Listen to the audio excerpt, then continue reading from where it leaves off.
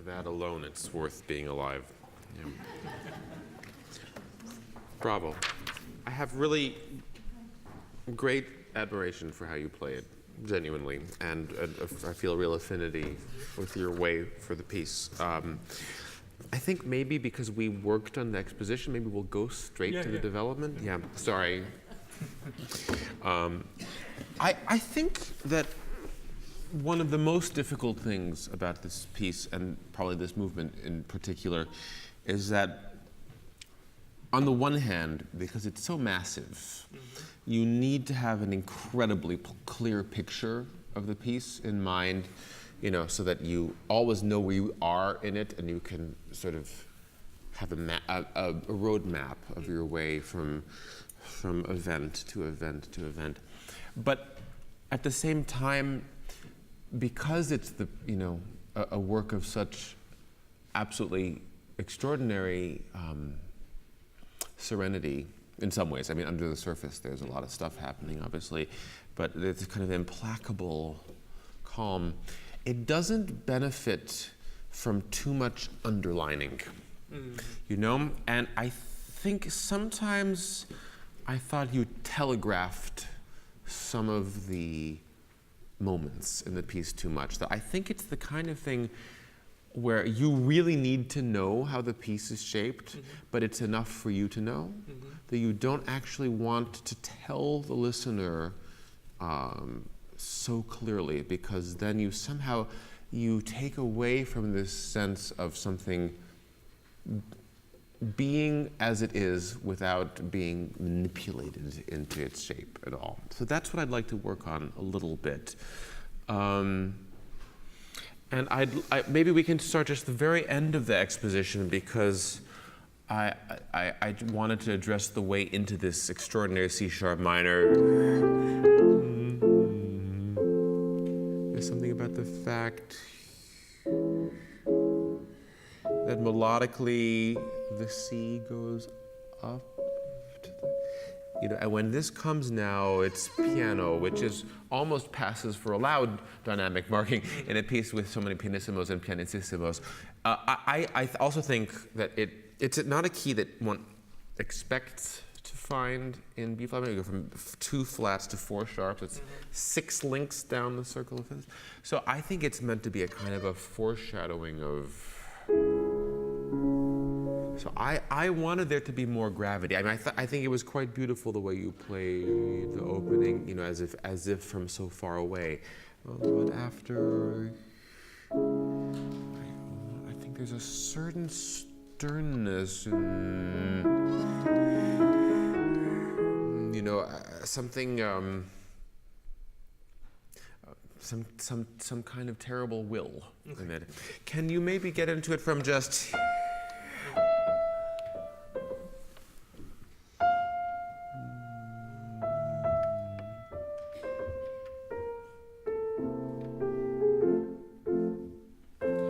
Make sure the rhythm doesn't lose its sharpness.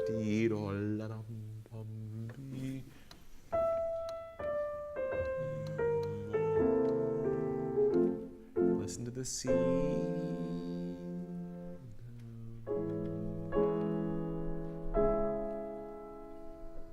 Yeah, and I know it's difficult. One wants the pedal, but he writes still the rest. I think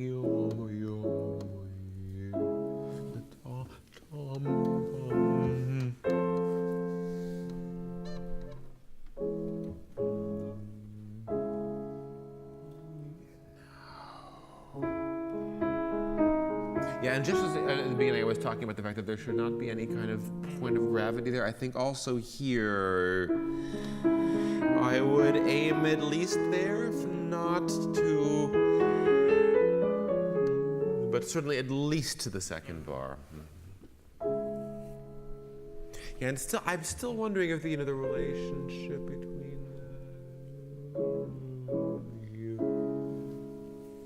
because especially, I don't know, when you play the piece, do you play the first ending? Yeah, I think it's, I actually haven't played the song, but I love it. And after coming out of, there's suddenly this storm, right? So I love that in contrast to that. this moves farther away from the earth. I think that helps really prepare the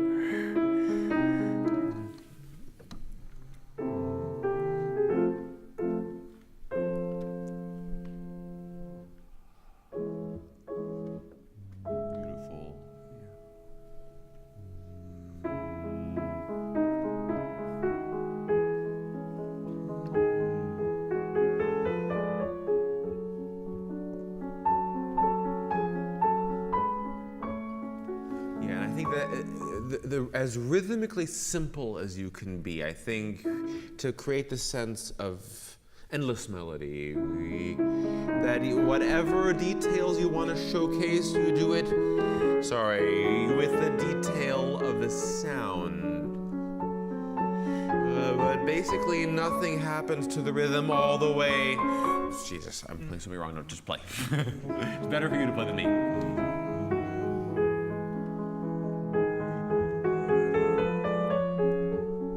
To me, there's something about it sounds a little bit romanticized. That there is in this music. I mean, obviously Schubert exists on the cusp of two different eras, but there is some kind of amazing emotional purity about it. And I think if the music is too pulled in this direction and that, one loses the sense of, again, that purity of feeling. Yeah, just from after the second, I think it's fine.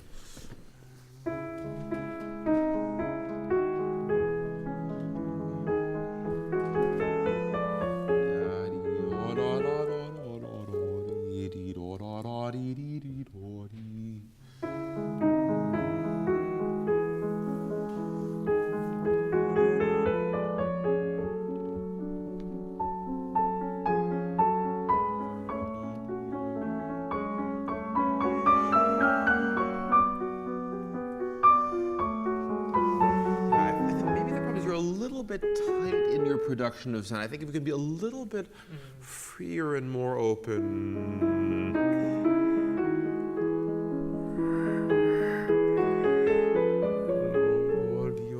And again, I was talking about it, I think it was in the 110, the idea that every note is the spoken word. I think especially in music like Schubert, Schubert is so generally in the world of song, that it really does help to think every note has a vowel.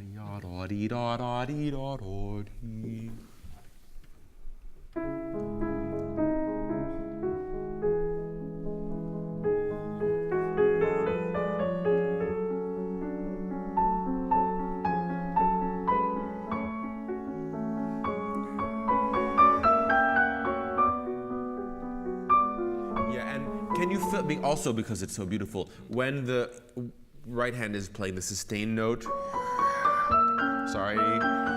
can you then fill the space with the left hand? Yeah, maybe from...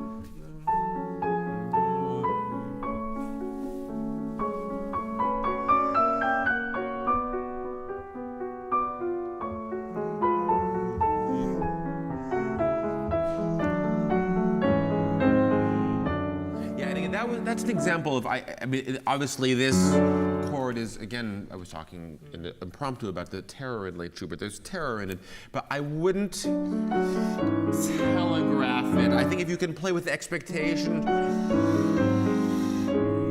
and only the last moment.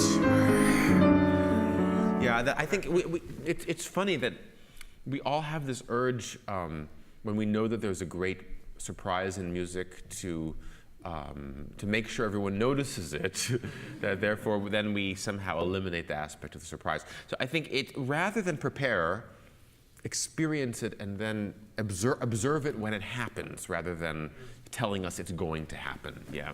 Can you mind playing once more from? And this again, to have the feeling that, think of this in, I don't want to say opposition, but in comparison to, that there is much more. There's a little bit more grit, and there's much more purpose. At the beginning, there's such a sense of the music floating 2 or 10 or 1,000 degrees above Earth. This really is more earthbound somehow. Just maybe once from.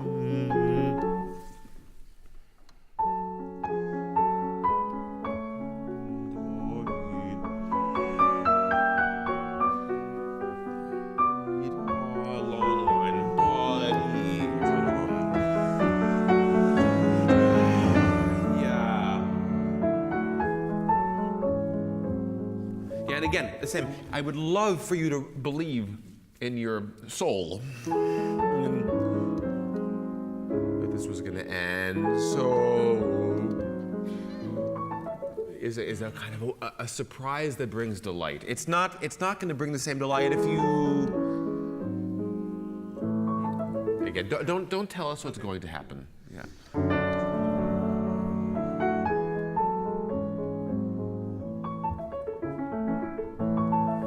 But then I think you need to.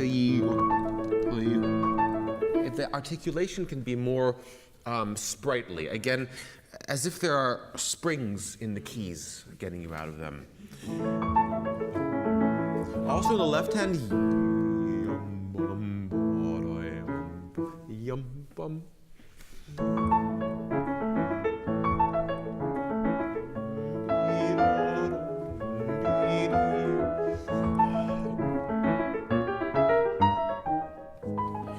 So this is my feeling. I liked much of this section very much, but one spends long periods of time in one key area, A major, A major, A major, A major, A major. Then the bar that modulates has to be more eventful. You know, this is all harmonically very stable. Oh, and then something happens, and now we're in G flat, G sharp, G sharp, G sharp, and then when it modulates, then somehow there has to be a different kind of energy in the bar. Okay. Just from there. I have to say it sounds a little bit staid. Maybe part of it is about the variety of articulation of the right hand, and then.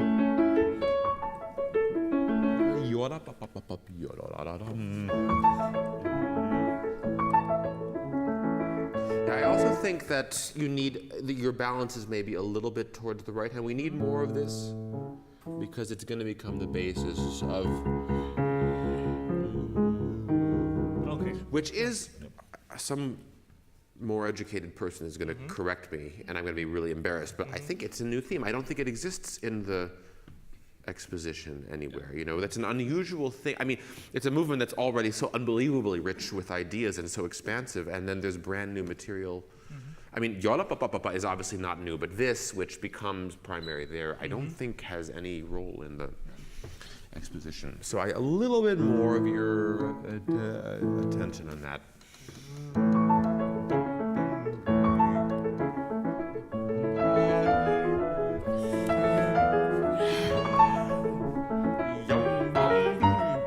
Nice. Now,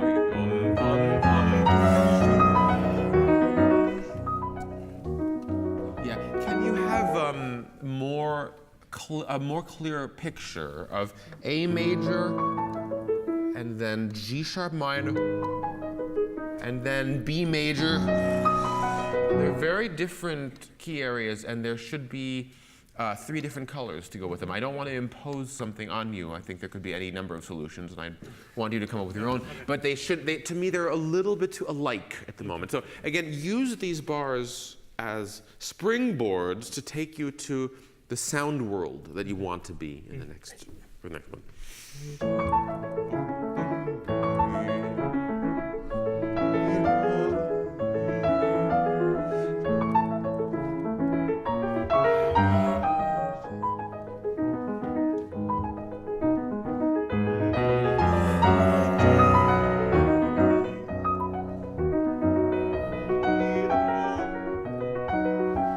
It's all very good. The only thing is, both time it came, I found a little bit notey. That this here, it's nice to have a focus on every single note, but here I want more of a 3-note gesture.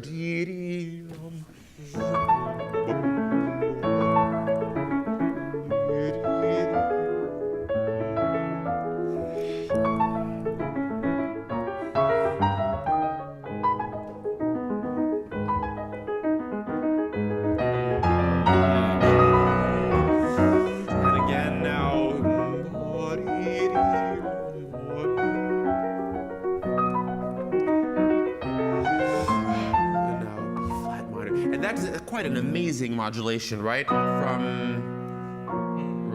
So 5 sharps, which, just to make it easier, I would put it in minor, down to 2 flats. hear it that way, you know. So that is a kind of an incredible,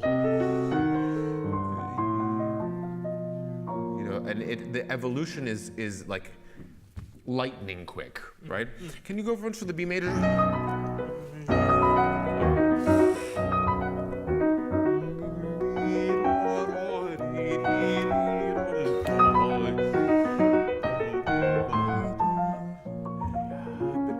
Now.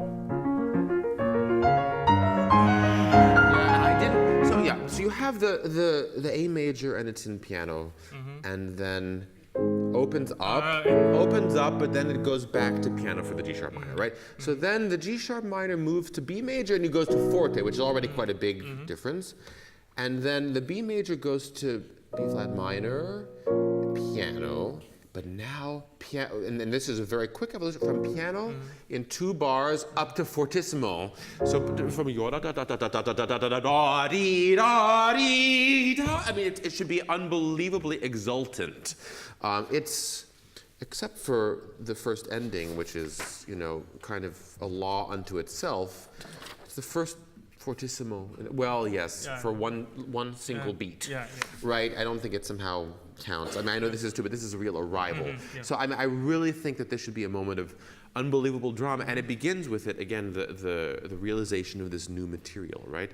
Can you play from maybe from the B major one, yeah? Forte.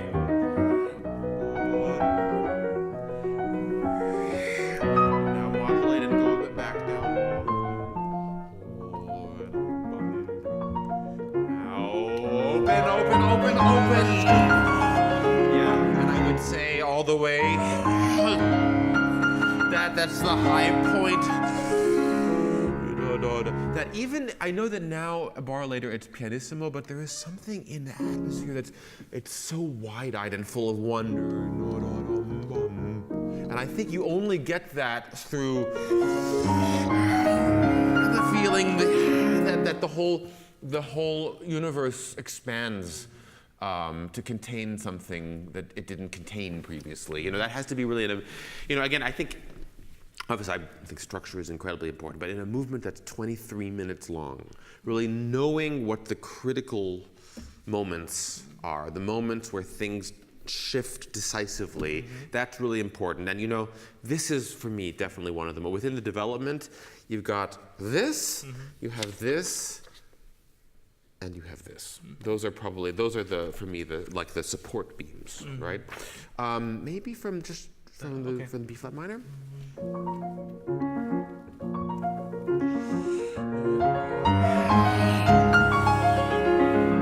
Yeah, but when it opens up, don't let the sound become hard, but rather, again, that the sound expands into the infinite rather than expanding into fortissimo, you know?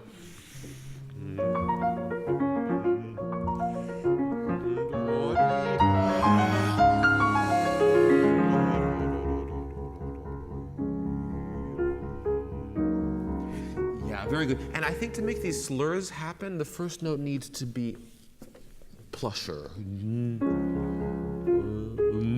Yeah, a little bit more into the key.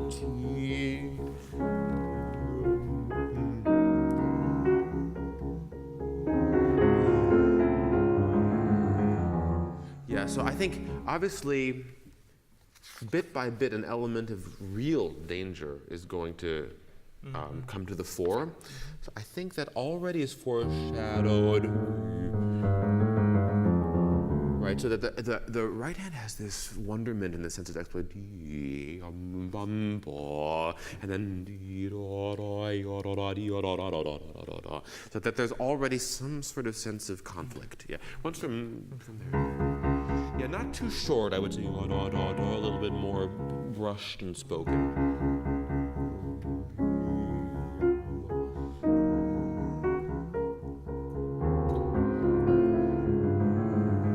Yeah, maybe you need a little bit of time for, listen to that chord, listen to it. I mean, I think it's sometimes it's a good idea to stop at those moments. I mean, just in your own practice. To make sure you don't not notice that.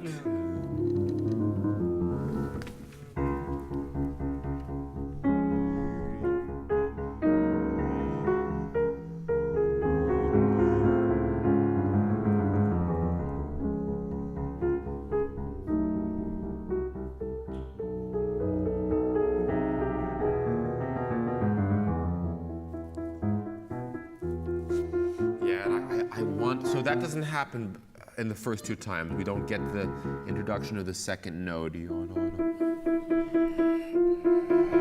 That's where, again, I would say the element of danger becomes a little bit more prominent, coming out.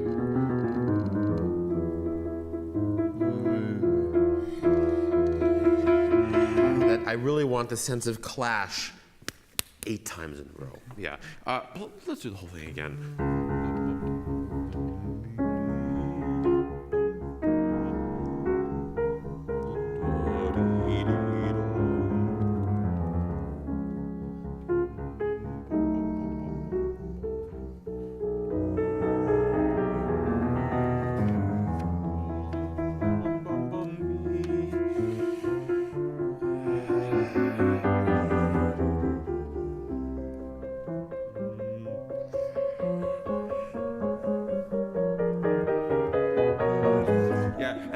He writes these two-note slurs, and that's a kind of, I would say that's not a phrase mark, that's an articulation. Okay. The phrase is yadam bottom bottom bottom b on bottom, but into at least 2 bar units. Can you play from this one?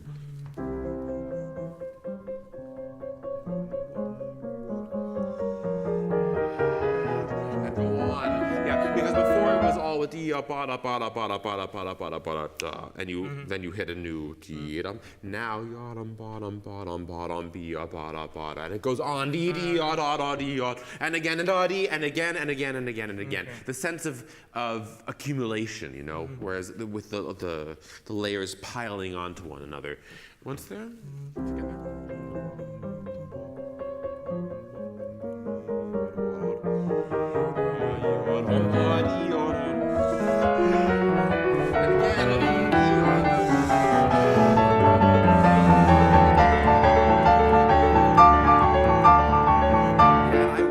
So this is in harmonic and melodic motion all the time. Yadam bottom b and again yadam bottom and again here until finally you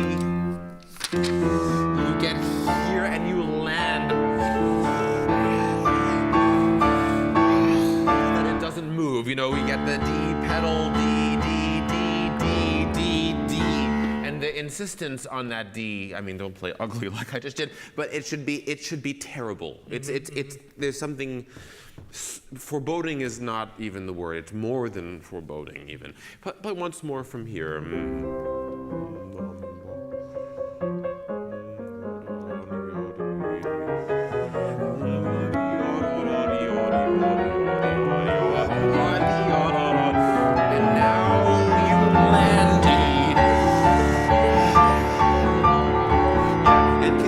Clash of the rhythm, and the 2 against 3.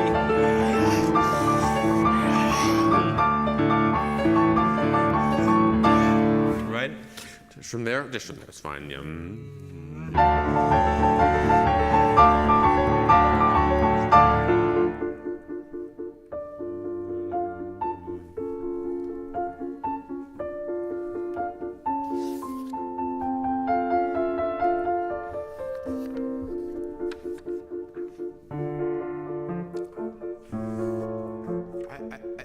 For me, this part of the piece has always felt shell-shocked.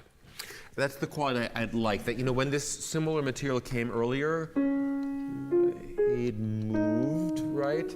Now it doesn't move. Sorry.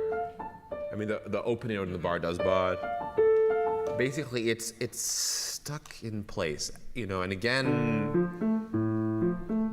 And we stay in D minor, given all of the modulating that's happening. Look at this. In development, we started in C sharp minor. We went to A major. And then we went to G sharp minor. And then we went to B major. And then we went to B flat major. And then we went to D flat major. And then it modulated every 2 bars, every 2 bars, every 2 bars. And now, for 1, 2, 3, 4, 5, 6, 7, 8, 9, 10, 11, 12, 13, 14, 15, 16, 17, 18, 19, 20, 21, 22, 23 measures, he doesn't move away from D minor. So there is this sense of not just stasis, but of being paralyzed into this D minor. So D, to me it sounds, I know you have these 8th notes, but it sounds a little bit too bouncy and a little too light. I want the feeling of being fixed in space and time. Can you play once again from here? It sounded a little bit too effortless. And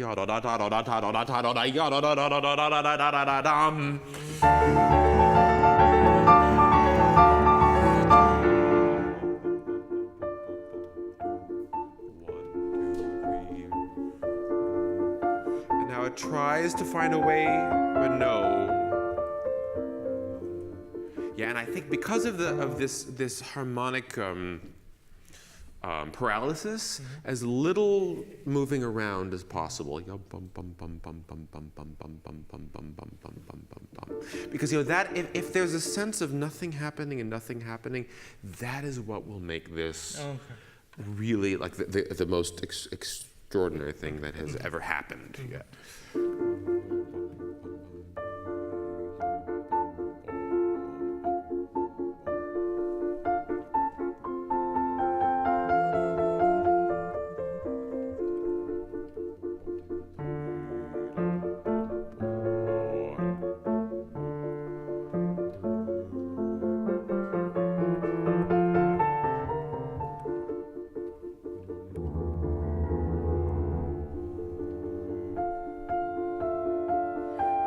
I don't know, I'm not so sure about the pedal because the next one, when it comes in the B flat major, that should sound like a mirage, you know? Especially because it's not a modulation, we go right back to the D minor, right? It's like an apparition, right? But this one is a totally logical outgrowth of where we are. So, I mean, obviously it should be deeply sad, but I don't know if I would go into this kind of sort of, you know, I think still very, very spoken and preserving basically the same. I think maybe you're still a little bit too bouncy before, but whatever articulation you had, I would keep it more or less so that you can really save it for here. That really is, that is the moment, right? You know? Once more.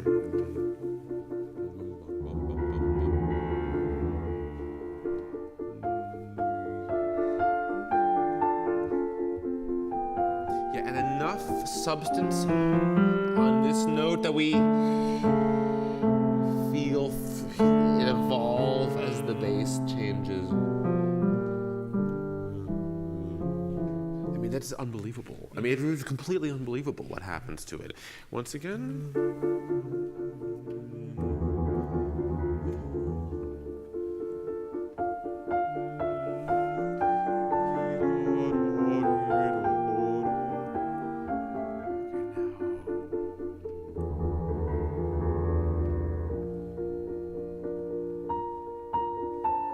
Yeah, it was beautiful. I think you can set the scene even more. Now, when you land here, I think you have to be more astonished to find yourself there. I think maybe you need a little bit more of the bass so that you still have the resonance there. But I think it's more a question of the timing that, again, rather than preparing it too much, observe it once it arrives. Yeah.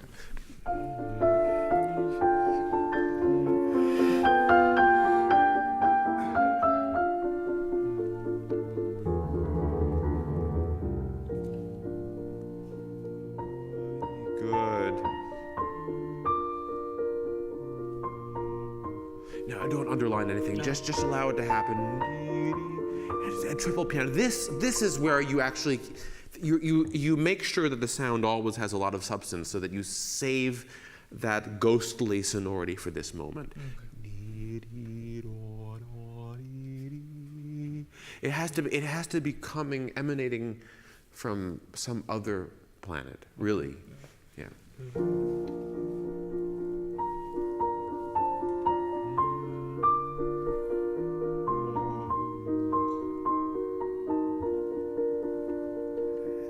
We come back. Yeah, really, see, I always feel, you know, when I hear the piece that in a good performance, one bar later you think to yourself, did that happen? You know, it's one of those things. It doesn't seem, while it's happened, like it's possible, and it comes and goes so quickly that it should create this moment of almost cognitive dissonance, you know? And then finally, you know, we get the real return, but that this is so improbable that we almost don't believe that we heard it. What last time from here, yeah.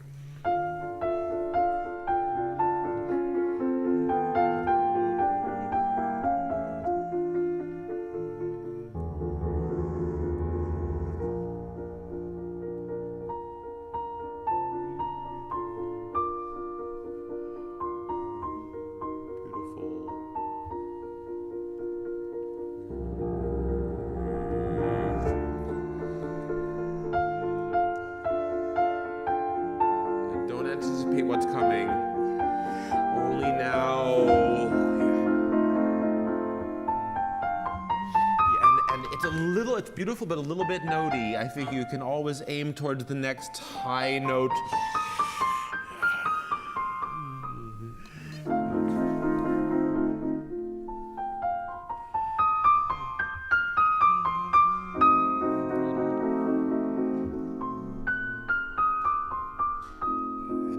Immensely long line.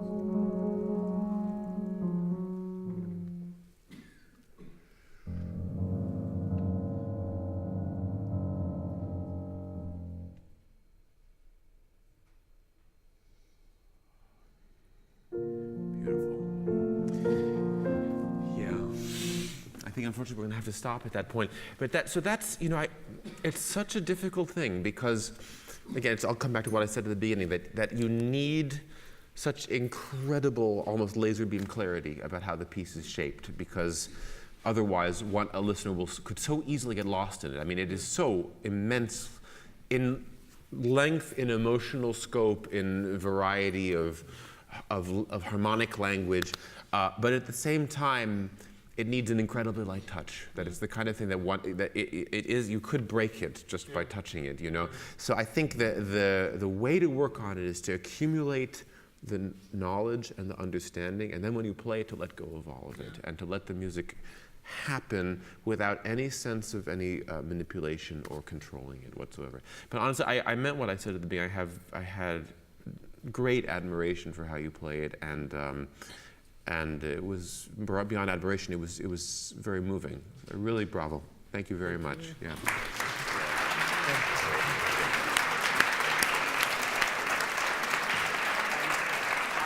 I said this yesterday, but I'm young enough to remember how really difficult it is to play in a master class. It's such a strange thing. You know, you're performing. You're also having a lesson, and you know you have to try to make adjustments, you know, to a piece that you know really well in real time in front of people, and I really am so grateful to all of the students to have been willing guinea pigs, and I would like to invite all of them to take a bow. So please give your appreciation to everyone who played. Yeah.